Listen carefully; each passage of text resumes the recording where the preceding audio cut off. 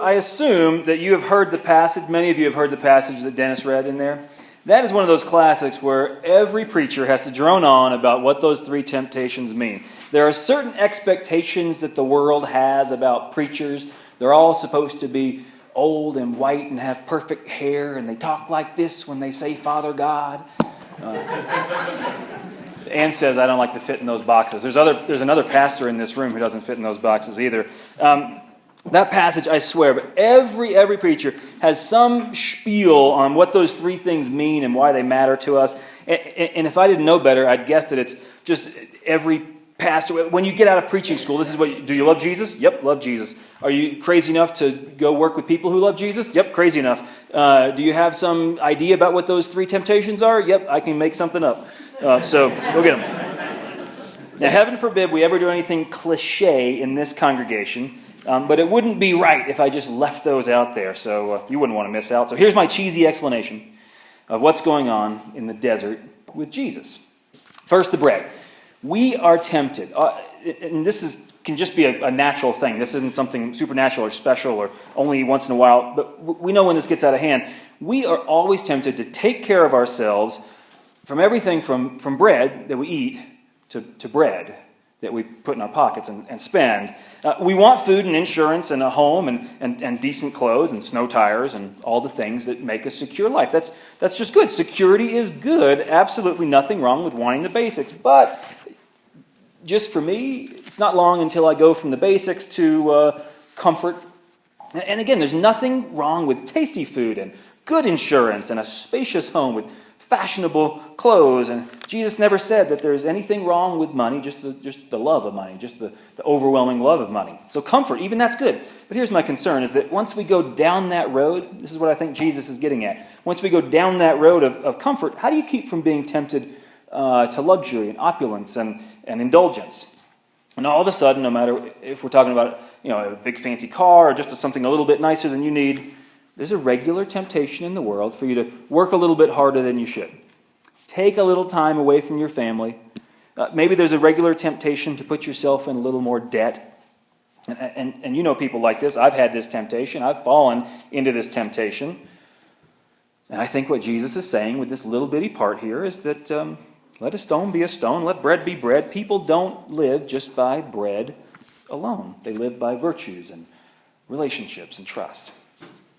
The next two. Here's a quote from Brian McLaren. The book club is reading a book by him. This is the one that's next from the one that we're reading right now. McLaren says, the cool thing about Jesus is, quote, he unmasked the brutality of the occupying Romans and the hypocrisy of the local religious establishment. And I think that's a good way to kind of balance the two of these themes in Jesus' life. He unmasked the brutality of the occupying Romans, the government, and the hypocrisy of the local religious establishment. So here we have this devil, whatever that means, offering to solve all the problems of the world, authority over all the kingdoms of the world. And wouldn't it be nice if we could have some little moment of that? If we could just be kings and queens, what would you do if you could fix something right off the bat? Snap your fingers and fix something. Taxes, higher, lower. Regulation, more of it, less of it. Healthcare for everybody, how are you going to pay for it? I don't know. None of us are kings or presidents, but many of us get so tempted and fall hard into the temptation of trying to fix the world through a game of I win, you lose.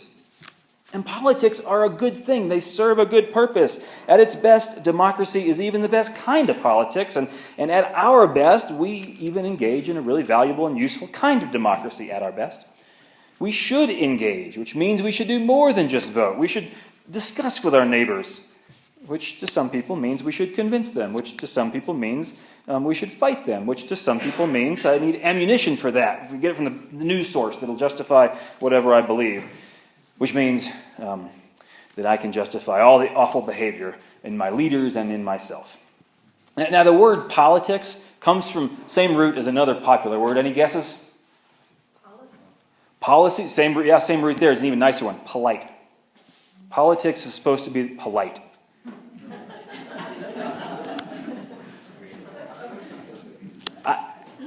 It's not just other people. I've been pulled into those really obnoxious Facebook arguments Like I'm comment 37 out of 122. I've been there. I've been insensitive. I've even lost friends over these issues. And whatever that devil thing is in that story, when we get like that, the devil appreciates that more than whatever movement we're trying to support. Whatever movement we're trying to fix the world. As useful and as imperative as politics may be, I think that Jesus turns down all the kingdoms of the world. What he is doing is leading us not to worship that system, that game, because you're only going to get caught up in the brutality and the power struggles that you're starting to try to change in the beginning. But then, that little guy, the devil, he quotes two scriptures, two of them. Can anyone here quote two scriptures? A bunch of us can't quote two scriptures. Here's the devil sneaks in, quotes two scriptures, and maybe this is just me, but sometimes I get tempted and fall as hard as you can into blurring the lines of integrity between what I believe and stand up for and live my life for and the things I can read in the words that matter to me. Sometimes I fall into this disintegrity between that and how I act and what I say and the attitude I bring into the world about the kind of person that I want to be. Do you trust in God? Do you trust in the good news? Sure, I trust in that stuff, but I mean, when it comes to the important things in life, when it comes to my sex life or how I spend my time, that stuff, that's mine. I can't. That God can just keep out of it. I don't look like a Bible-beaten Christian, do you? I'm going to let God deal with that stuff. I'm going to deal with this stuff. And Jesus resists that temptation. He resists the temptation to abuse God's grace, and we often resist the temptation to rely on it enough. So, Jesus goes in for trust over fear. He gets out of the game of making the world a better place one victory at a time and takes on the long, hard work of transformation. And he finds somehow, I don't know how, some harmony in his spiritual religious life and his regular everyday life, rather than just trying to compartmentalize those two things. Some of you, those three kinds of things are the deepest temptations in your life. Some of you, you really feel the sting of that stuff, and you know that would, you know what that does when you fall down that road of temptation. Or maybe your temptation is eating too much, or shopping too much, or being angry. Plenty of us have a temptation of anger.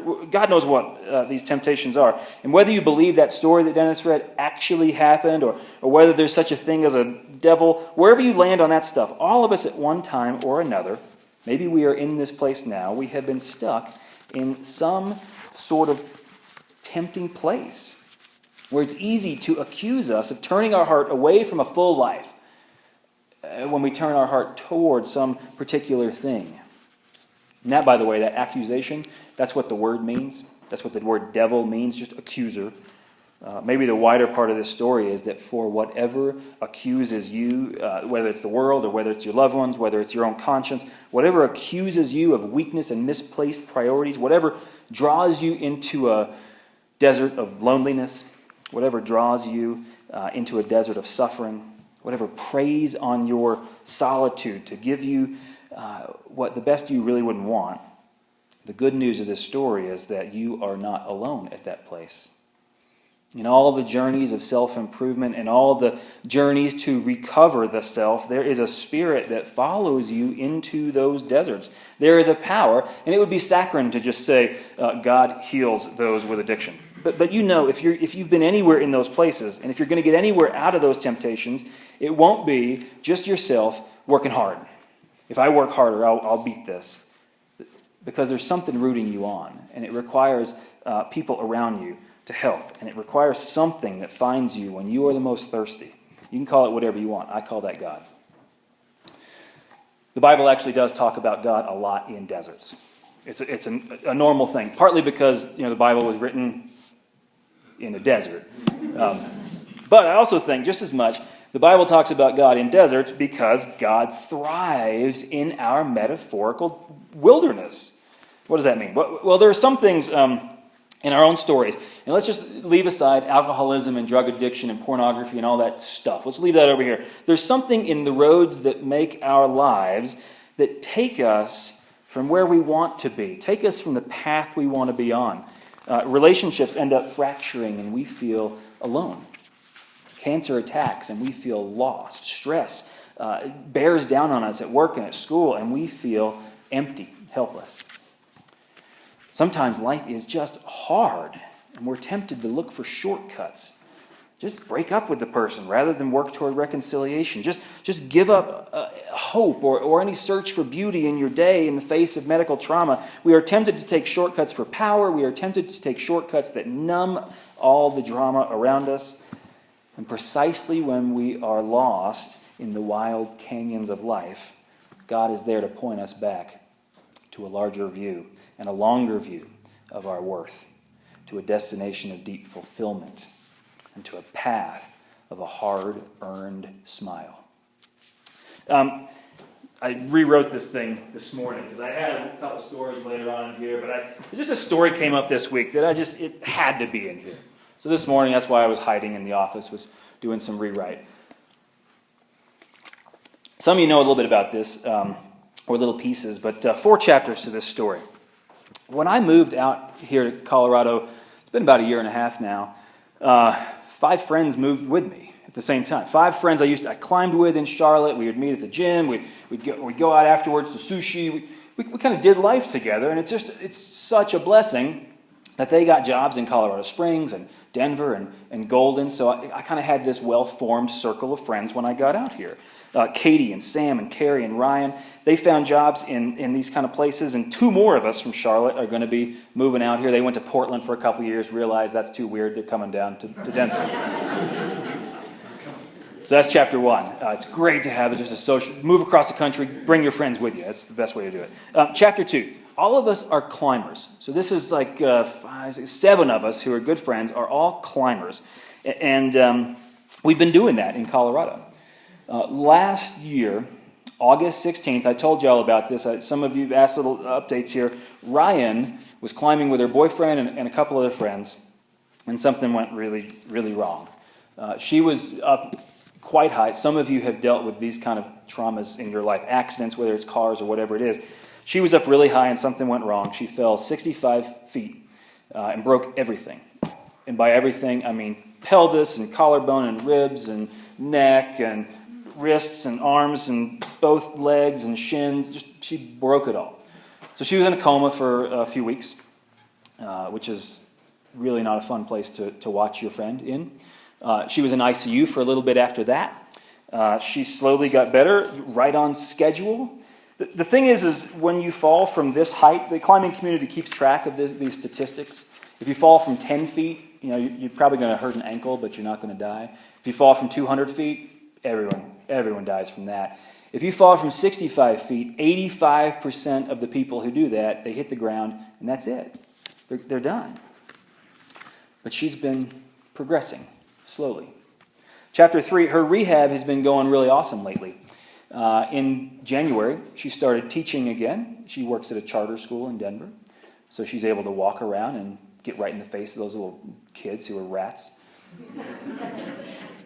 2 weeks ago, I was gone on Sunday to do a wedding for some of our other Charlotte friends, and she was dancing, slowly, but she was out dancing, which was just beautiful to see. Yesterday, she was skiing. Her first day back. Yeah, it's awesome. This is a great story of how just close to death and despair she was, and now she was skiing and happy and joyful, and she put a lot of ice on her knees afterwards. She said the lift was actually the hardest part for her because her knees don't bend the same. So you have to, and she looks young and fit, and she asked them to slow it down. Anyway, she gets on the lift, and she's able to ski for a few hours yesterday. I got a text from her before she went skiing, and she said, Hansen. This is chapter 4. Her mom was flipping through all this old stuff. Moms, you do this. You got little kid stuff, little pictures, little certificates in their kindergarten and all this stuff. Well, Mom was flipping through this and found her baptismal certificate. Any guess what day she was baptized? August 16th, 27 years to the day that she fell from a rope 65 feet and should have died. I don't know what makes some of us die and some of us live. Doesn't make sense to me. I don't know what it is that God pulls us out of deserts and pain, and others just keep falling down that path of destruction. But when Ryan found this kind of thing out, this amazing connection, and she had a chill even deeper than you just felt of amazement and awe and plan and wonderment and what am I supposed to do with this? She felt like God, for the first time in this, she felt like God saved her. And even if you don't believe in God, which many of my friends don't, she says, this is still, what an amazing symbol that life hangs together for a purpose and points to a direction. A symbol that we are made for something more than being broken. A symbol that we are made to keep walking some paths. So why does the Bible talk about God in the desert? It's because we end up there. Because we get lost on our path. And because God finds us. Now, I believe especially that God has a very special role to play when it comes to those stories that are most traumatic, but especially those stories where we stumble into deserts of temptation even. And when life falls apart because there's some things that attack us, not just when we fall, but when something attacks us. And maybe it is as threatening. Maybe it's not as dramatic as Ryan's story, but sometimes it is for us. Some of us are in the place, we've been in the place, or we are in the place, where God is going to work best through small groups, like Alcoholics Anonymous, Narcotics Anonymous, counseling. And if that's where if you are in a place, or you wonder whether you're in a place, if you're in a kind of the place where deep down you know you've lost the path that you want to walk, you have a hint about what has tempted you off the path, and I want you to know that there's a way back. I mean, God saves in these things. God points. Even if you don't believe in God, there's a cohesion to life that brings us back from that. Now, you can't erase the footprints that you've put in that sand, but you can stop, turn around, and go in another direction. Sometimes it literally takes hitting rock bottom. Sometimes it figuratively takes someone to carry us out. Sometimes it takes a miracle. But if you're able to seek the help you need in your life now, just finding someone who will listen or finding someone who will reach out, the good news is that you are not alone in your desert. As empty as it feels, God is alive. God is ready to bring you back with peace. Amen.